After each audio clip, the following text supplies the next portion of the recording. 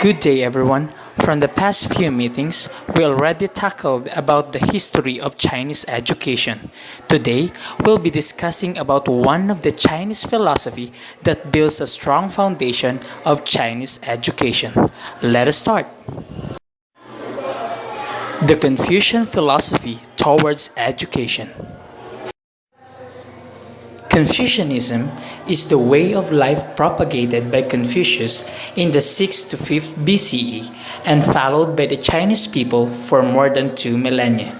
Although transformed over time, it is still the substance of learning, the source of values, and the social code of Chinese.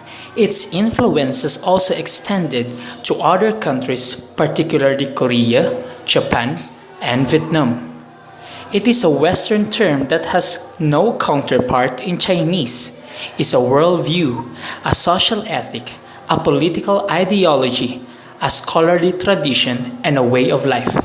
It may be understood as an all-encompassing way of thinking and living that entails ancestor, reverence, and a profound human-centered religiousness. First one is Confucius. He is the inspiration of Chinese education. He is revered as the first teacher, the sagest of the sage. Pursuit of the ethical life was the aim of his teachings, and this is a life of filial piety and civil service. Confucius' teachings are found in the Analects, his contribution to the four books, the main sources of the Confucian school. Next one is Mencius. He is considered the second most important Confucian philosopher. But during his era, he was more influential than Confucius because he taught influential noblemen and rulers. He helped develop the strain of Confucianism teaching that was much later adopted in the doctrines of Confucianism based on the idea that man is born innately good. Last is Xunli. In antithesis to Mencius' teaching, Xunzi taught that human nature is basically bad. Like Mencius, he also worked at the same Jishi Academy of the Kingdom of Qi, where Mencius had worked decades before. He is thought of as a Confucianist who was also an influential legalist. Befitting a legalist, his writings are more systematic, wordy, and elaborately argued. First is teaching emphasize ethics.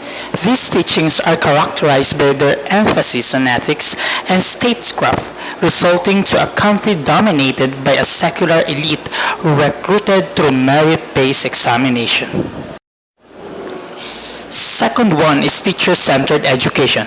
It is a complete contrary to a Western education, which is a student-centered education. Here, the teacher is the active provider of knowledge and the students are the passive learners. Last one is rote of learning. It is more on memorization and reflection. It is the absence of learners-initiated verbalization such as a spontaneous question and mass process of silent but an effective mental engagement to the topic in the Confucian perspective. To practice benevolence. For Confucius, it is the ultimate goal of education to know and promote what is good. Our principle nowadays that knowledge without moral is nothing might be coming from Confucianism educational philosophy. They do believe that a man cannot able to make a name without practicing benevolence because morality itself is knowledge. And since we talk about benevolence, let us know what filial piety is. Filial piety for Confucius is the root of all values. It implies the proper attitude of an individual towards anyone above him in the social position. It expressed five relationships: subject or citizen to ruler or magistrate, son to father or daughter to mother, younger brother or sister to older sister, friend to friend, and wife to husband. It also expressed in the famous Confucian doctrine of reciprocity. What you don't like to be done to yourself, do not do to other. Most important thing is that filial piety, as what Confucius said, begins in home and broadened in the society. Next is to produce men who were capable to serve in government. Since Confucius' goal was to reform the government, his goals for education were to produce men who were capable to serve in government in decisive roles. He attempted to produce Chun-Tzu, which is quite similar to the English word gentleman. Originally, both Chinese and English words meant one born into a high social station, but both came to mean one with a proper and suitable behavior and cultivation, regardless of birth. His main goal was the cultivation of character through observation, study, and reflective thought. In line with this, let us say something about civil service. Civil service is a selfless and honest service in the government, another priority of Confucian teaching. It is an examination for officials in the government that was practiced in China. The master traveled from one city to another, convincing the rulers to render their life and their government service with love and justice. Upon knowing the purpose of education, let us have a glimpse of how a Confucian teacher teaches. The 4 points of educational method. First is the instructor must be a model itself.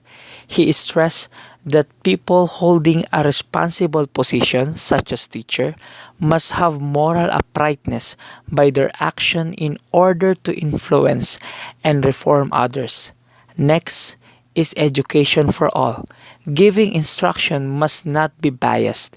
The approach and instruction for learning must be equal and should be given without discrimination.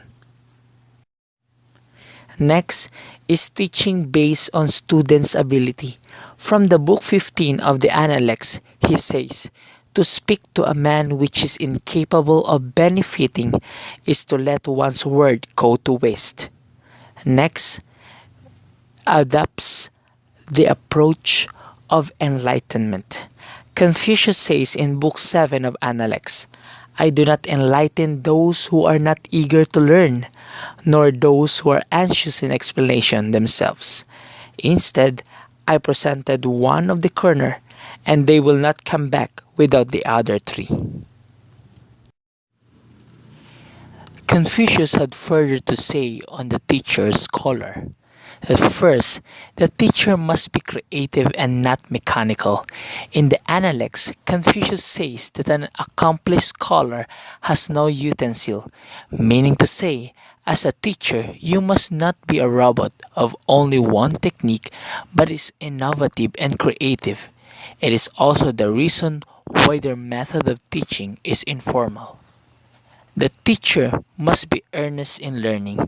You must, as a teacher, to be sincere and serious in teaching. You must always cherish old knowledge but at the same time willing to acquire a new one. Third one is the teacher, a teacher for all. A teacher must be teaching without any discrimination, like what and how Christ did when he is preaching. Last one is the teacher teaches best by example. According to the Analects, teachers themselves are rulers and should be ruled by examples. In a Confucian perspective, it is the most efficient way to reform and influence others. As a student, there were also guidelines on how to achieve the highest possible knowledge that a man can attain. First one is that the student should be disciplined. Second one, they should be willing to learn. A student must be a lover of learning. Third, the knowledge they have learned should be used to their daily lives in order to fulfill the purpose of education. Because for Confucius, knowledge without application is nothing. The more you could be able to use your learning, the more useful and meaningful your acquired knowledge is. I will be ending the discussion to what has Confucius gives stress on the essence of education in our lives, as he says, things being investigated, knowledge become complete. Their knowledge being complete, their thoughts were sincere. Their thoughts being sincere, their hearts were then rectified. Their hearts being rectified, their persons were cultivated. Their persons being cultivated, their families are regulated. Their families being regulated, their states were rightly governed. Their states being rightly governed, the whole kingdom was made tranquil and happy. Good day and thank you for listening.